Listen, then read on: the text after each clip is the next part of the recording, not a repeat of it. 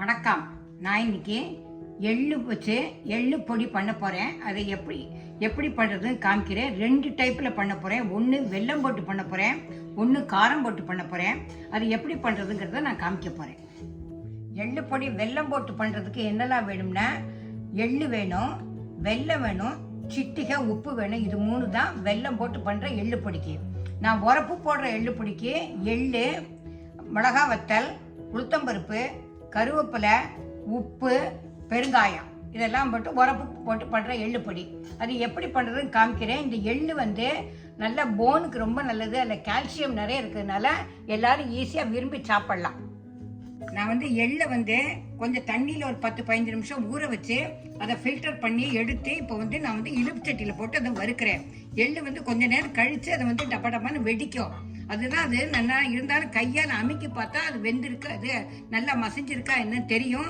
அதை வச்சு நம்ம எடுக்கலாம். இது 10 நிமிஷமாவது குறைஞ்சது ஆகும்.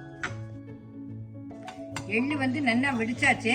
இது இது ஆறினதுக்கு அப்புறம் பொடிச்சிட்டு இல்லை வெள்ளத்தை போட்டு உங்களுக்கு காமிக்கிறேன். நான் எள்ளை வறுத்து வச்சுட்டேன். இப்போ உரப்பு பண்ணுறதுக்கு எள்ளுக்கு முதல்ல உளுத்தம்பருப்பு போட்டுக்கணும். கொஞ்சம் கூட இருந்தாலும் பரவாயில்ல, அது நல்ல செவக்கா வறுக்கணும். இந்த உளுத்தம்பருப்பு செவக்க வறுத்தாச்சு. இப்போ அதை ஒரு தட்டில் மாற்றிட்டோம். அடுத்தது மிளகா வத்தல் போடுறேன். ஒரு மிளகா வத்தல் 4-5 போட்டிருக்கேன்.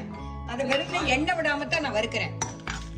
இப்போ மிளகா வத்தல் நல்லா வதங்கிடுத்து. அதோட இப்போ கருவேப்பிலையும் போட்டிருக்கேன். போட்டுட்டு ஆறினோன்னு அரைச்சிட்டு காமிக்கிறேன். நான் எள்ளு ஆறி எடுத்து நான் இது மிக்சி ஜாரில் 1 கப்பு எள்ளு போட்டிருக்கேன். அதுக்கு 1 கப்பு வெல்லம் போடுறேன்.